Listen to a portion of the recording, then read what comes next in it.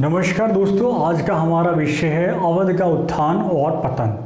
ठीक है, अवध मतलब जो ये आपका उत्तर प्रदेश वाला जो एरिया है, ठीक है, वो अवध। आइए शुरुआत करते हैं। देखिए, अवध का जो ये अवध की जो स्थापना की थी, अवध जो स्वतंत्र हुआ मुगल शासन से, वो किसके समय हुआ? सआदत खां। किसके समय?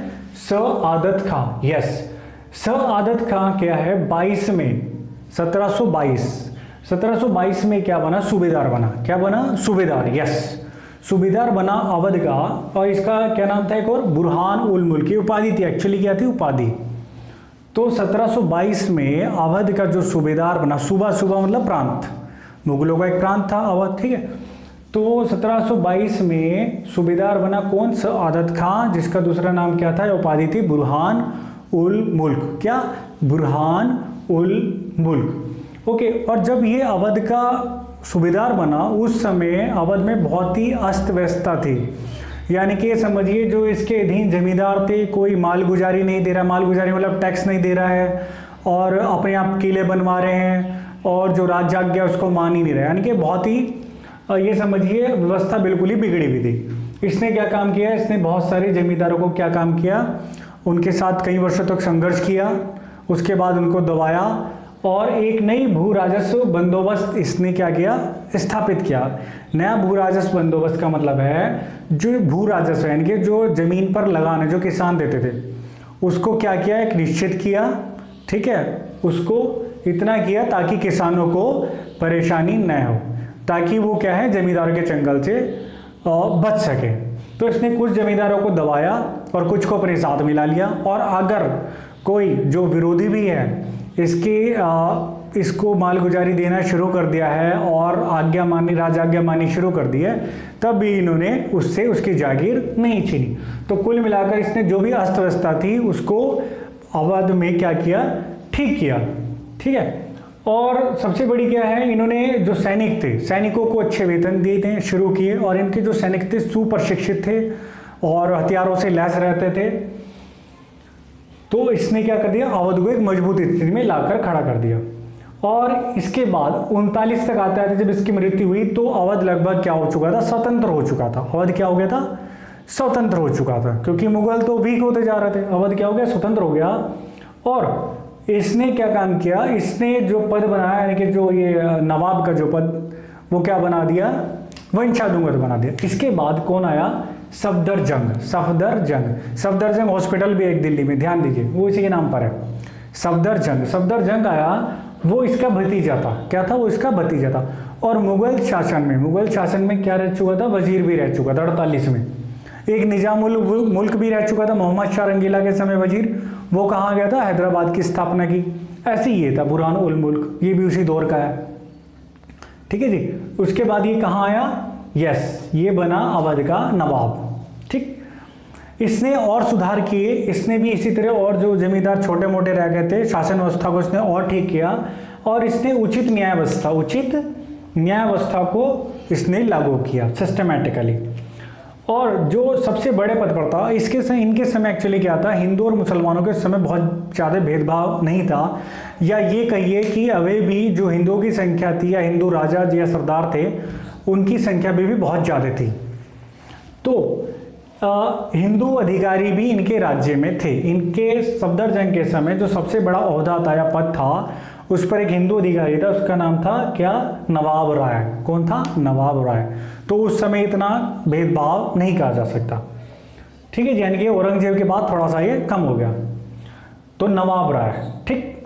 अब इसके समय इसने इलाहाबाद या अवध के अंडर ही था, ठीक है। तो इसने जब तक ये रहा, इसने अपने प्रदेश को, अपने प्रांत को, अपने सूबे को किसी भी अशांति का सामना नहीं करने दिया। जब शांति होती है किसी राज्य में, तो क्या होती है? ध्यान कहा जाता है समृद्धि की तरफ। तो शांति हुई, तो उससे क्या हुआ? इनकी आर्थिक समृद्धि हुई, पैसे बढ़िया चले, ठीक है। पैसों से समृद्ध हो गए सभी लोग। अब पैसे से समृद्ध हो गए तो क्या करेंगे? एंटरटेन करेंगे। अब इसमें क्या हुआ? 1775 के बाद ये जो नवाब थे, इन्होंने अपना सेंटर कहाँ बना लिया? लखनऊ में। अब क्या एंटरटेन करेंगे? तो एंटरटेन का मतलब है कला साहित्य को क्या कर देना शुरू कर दिया उन्होंने, जबरदस्त संरक्षण। और लखनऊ के आसपास एक लखनवी संस्कृति का विकास हुआ। लखनवी संस्कृति जो आज भी फेमस है, प्रसिद्ध है। 1775 के बाद इन्होंने अपना सेंटर कहाँ बना दिया, यहाँ, यानी कि इनके बाद के जो वंशज आए ये सब क्या करने लगे, ऐश। ओके।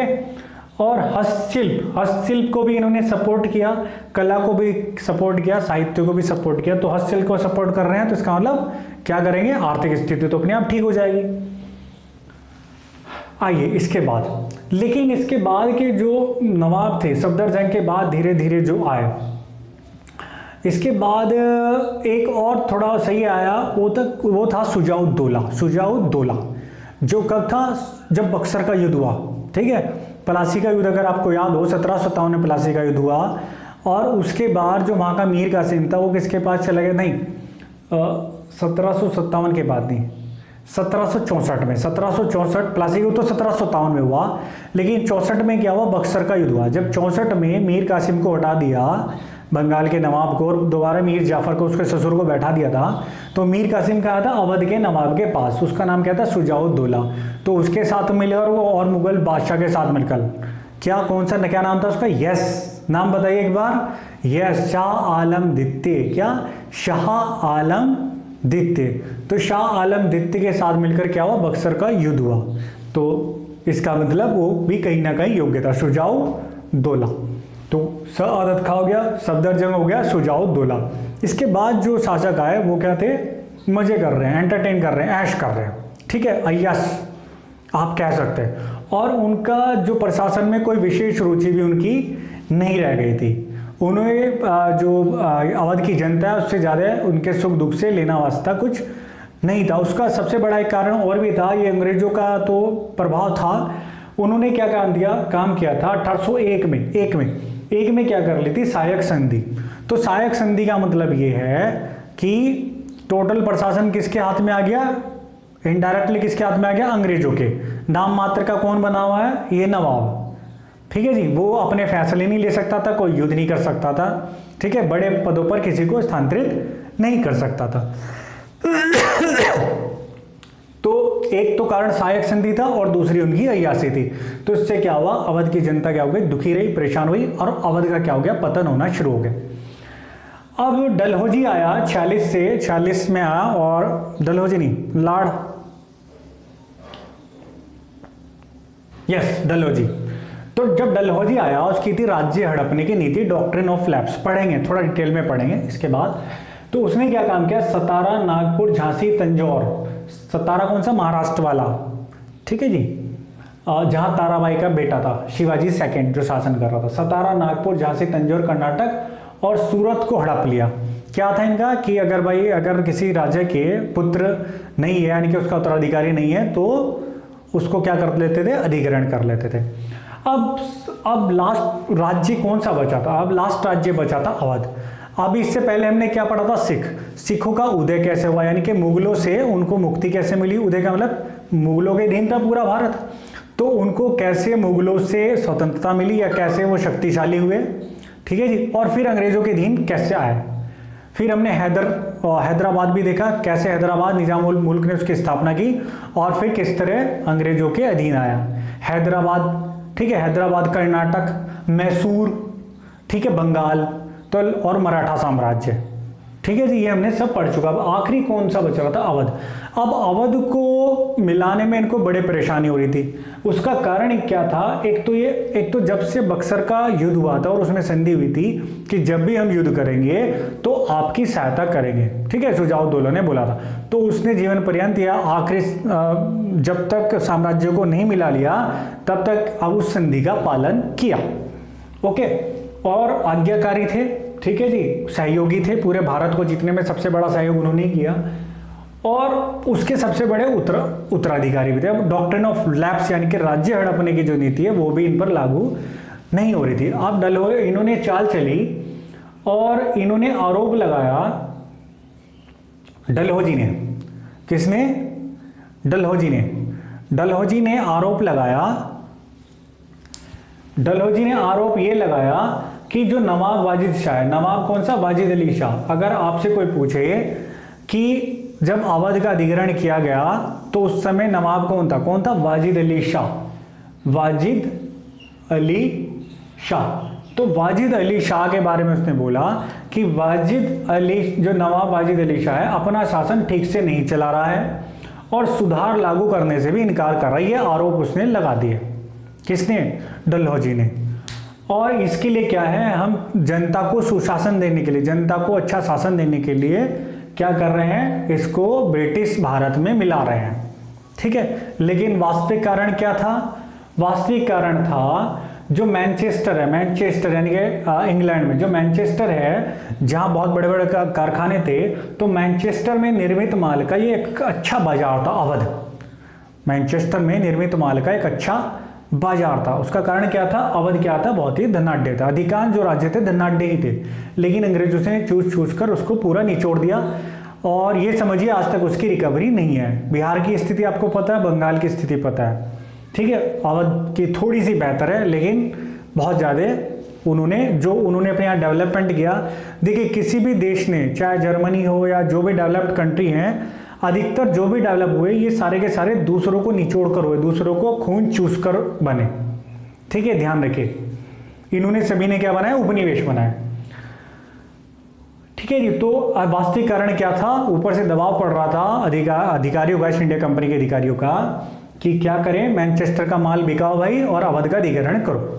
ओके, तो कच्चे माल की तो सप्लाई कर रहे हैं और फिर वहीं से माल बनकर आ रहा है, फिर हम उसको भारतीय क्या कर रहे हैं? खरीद रहे हैं। पैसे कौन कमा रहा है? यस, ईस्ट इंडिया कंपनी या अंग्रेज अधिकारी। 1853 में इन्होंने एक काम और किया था। 1853 में कपास का एक बहुत बढ़िया क्षेत्र था दक्षिण में, बरार। कौन सा? बरार एक प्रांत था दक्षिण में, छोटा प्रांत, तो बरार था। बरार को क्या काम किया? कपास की ब्रिटेन की बढ़ती मांग को पूरा करने के लिए निजाम से बरार कपास उत्पादक प्रांत इन्होंने ले लिया, ताकि हमें कच्चा माल मिले। ठीक है जी। देखिए, अब ये सब राज्यों का अधिग्रहण हो गया। वास्तव में अंग्रेजों का पूरे भारत पर अधिग्रहण हो गया, और जो छुटपुट रियासत या राज्य छोटे मोटे बचे हुए थे, वो वास्तव में उनका मिलाना ना मिलाना बराबर ही था। कुछ एक दो को छोड़कर, झांसी वगैरह को छोड़कर विद्रोह उन्होंने किए, तो उनका मिलाना ना मिलाना बेकार ही था। कारण ये था कि अंग्रेज रेसिडेंट वहाँ था, यानी कि अंग्रेज अधिकारी, और कईयों ने सहायक संधि की थी, कईयों को राज्य हड़पने की नीति के द्वारा अधिग्रहण कर लिया था। यानी कि कुल मिलाकर जो उनका प्रशासन कर रहा है, जो छोटी मोटी रियासतें बची हैं, तो उसका प्रशासन कौन कर रहा है? अंग्रेज कर रहे हैं। ठीक है, वहाँ का जो राजा है या जो रियासतदार है, वो अपनी मर्जी से कोई भी निर्णय नहीं ले पा रहा था। तो या तो अंग्रेज भारत में सीधे शासन कर रहे थे, या अंग्रेज राजाओं के ऊपर बैठकर शासन कर रहे थे। तो इनका मिलने ना मिलने का कोई विशेष अस्तित्व या प्रभाव नहीं था। जितने भी ये परिवर्तन हुए, जो भी छोटे मोटे उसके बाद जो परिवर्तन हुए, ये क्या थे? सारे के सारे अंग्रेजों की सुविधाओं के लिए थे। और जो ये रियासतें जो छोटी छोटी सहायक संधि करके जो छोड़ दिए थे, यही वो रियासतें थी जिन्होंने बाद में 1857 के विद्रोह में इन्हीं रियासतों ने किसका साथ दिया? अंग्रेजों का साथ दिया। कारण उनको पता था जब तक अंग्रेज हैं तभी हम सेफ हैं, तभी हमारी रियासत बची रहेगी, अन्यथा हमारी रियासत भी चली जाएगी। ओके जी। तो हमने क्या पढ़ा? अवध का उत्थान कैसे हुआ सआदत खां से, और फिर सआदत खां मतलब मुगलों से कैसे उसको अवध स्वतंत्र हुआ। सआदत खां के नेतृत्व में, सआदत खां मुगलों का क्या था? सूबेदार था।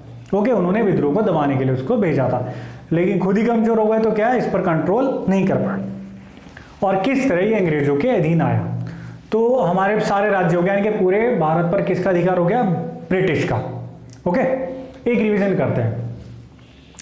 अगर आपसे पूछे अवध की स्थापना किसने की थी, मैं क्वेश्चन पूछ रहा हूं, आप रिप्लाई कीजिए। रिप्लाई करेंगे तो मजा आएगा, आपको समझ में आएगा। मैं बार बार ये बात बोलता हूं, ठीक है। तो अवध की स्थापना किसने की? सआदत खां ने। किसने की? मेरे साथ बोलिए, सआदत खां ने। किसने की? रिप्लाई कीजिए। यस यस यस, सआदत खां ने। कब की? कब की? यस, 22 में। कब की? 22। यानी कि स्थिति कब से शुरू हो रही है? ये समझिए औरंगजेब के बाद के, औरंगजेब से शुरू कर लीजिए, यानी कि औरंगजेब के एंड से, और औरंगजेब के बाद से तो तीव्र हो गए। ओके, औरंगजेब तक ये सब यूनाइट थे और मुगलों के अधीन थे। तो सआदत खां। और कब हुई? कब हुई? रिप्लाई कीजिए। यस, 22 में, 22 में। कब हुई? 22 में। कब हुई? 22 में। ओके जी, अब आ जाओ। इसके बाद जो उसका उत्तराधिकारी बना सादात खां का, कौन बना? सफदरजंग। कौन? सफदरजंग। सफदरजंग हॉस्पिटल जो है दिल्ली में, इसने क्या काम किया? इसने क्या काम किया? यस, न्याय व्यवस्था को और ठीक किया। और इसने कुछ राजाओं से, जैसे भाई अगर अपना अस्तित्व बना के रखना है तो मराठाओं से, राजपूतों से, जाटों से इन्होंने क्या है, थोड़ा सा मेल मिलाप रखा। कई जगह इनको धोखा भी मिला मराठों से, ठीक है। तो कुल मिलाकर इन्हें क्या प्रयास किया कि अपने आसपास के जो राजा हैं या शासक हैं उनसे क्या मित्रता बनाने का प्रयास रखा, ठीक है। और कुछ से लड़ाई भी हुई। और इसके बाद क्या हुआ? लखनवी संस्कृति एक चालू हो गई। कारण क्या था? शांति थी। जहां शांति रहेगी वहां क्या होगा? समृद्धि। जिस घर में शांति रहेगी, जिस घर में शांति है, जिस घर में चिल्लाना नहीं है, ठीक है, लड़ाई झगड़े नहीं है, उस परिवार, वो परिवार समृद्ध 100% होगा और उस परिवार के बच्चे ऊंचाइयों तक पहुंचते हैं। ये आप ध्यान दीजिए, ठीक है। तो ये चीज सब पर लागू है। अब इसके बाद आ जाओ। इसके बाद क्या है? जो अवध को किसने हड़पा? यस, डलहौजी ने। कब हड़पा? यस, 56 में। और ये भी एक बड़ा कारण था 1857 के विद्रोह का, क्योंकि जिन सैनिकों ने अंग्रेजों का साथ दिया एंड तक, उन्हीं सैनिकों को इन्होंने अवध को हड़प कर क्या कर दिया? बाहर। क्योंकि सैलरी तो ये देने से बच रहे थे, ये मोटी सैलरी उनको देना नहीं चाह रहे थे उनके उच्च अधिकारी या सैनिकों को, तो उन्होंने सारे फालतू कर दिए बाहर। तो ये भी एक बड़ा कारण था कि सैनिकों ने ही विद्रोह किया अवध के, ठीक है जी। अब आरोप क्या लगाया? आरोप बताइए क्या? यस, कुशासन का आरोप लगाया कि आप क्या अच्छे से शासन नहीं कर रहे हो, ये आरोप लगा दे। किसने? डलहौजी ने। ओके। और इस समय जब अवध का अधिग्रहण किया, उस समय नवाब कौन था? रिप्लाई कीजिए। Yes yes, very important. Yes yes yes, Wajid Ali Shah. कौन था? वाजिद अली शाह। कौन था? वाजिद अली शाह। अवध ने जो है सहायक संधि कब की थी? 1 में। अवध ने सहायक संधि कब की थी? यस, 1 में। और वास्तविक कारण जो इसको मिलाने का था वो क्या था? यस यस, बताइए जरा एक बार, क्या था? यस, वास्तविक कारण क्या था? हमें इनको क्या चाहिए था? बाजार। ईस्ट इंडिया कंपनी को क्या चाहिए था, या ब्रिटेन को क्या चाहिए था? एक बाजार चाहिए था, ठीक है जी। कहाँ? मैनचेस्टर में कारखाने खुल रहे हैं, बहुत सारी फैक्ट्रियां लगी हुई, इनको वास्तव में कारखाना चाहिए था, क्योंकि यहाँ के भाई कारखाना का माल कौन खरीदेगा? जहां पैसा होगा। पैसा कहाँ था? अवध में। तो इसको भी फाइनली इन्होंने मिला लिया। ओके जी, तो ये अवध की कहानी खत्म। हाँ, मैं आपको एक चीज़ और कहना चाह रहा था, अपने अनुभव, जैसे मैं हर बार आपके साथ शेयर करता हूँ अनुभव या जो मर्जी आप रही है। देखिए, जब भी आप कोई व्यवहार करें तो दूसरे की मन स्थिति समझने का प्रयास करें।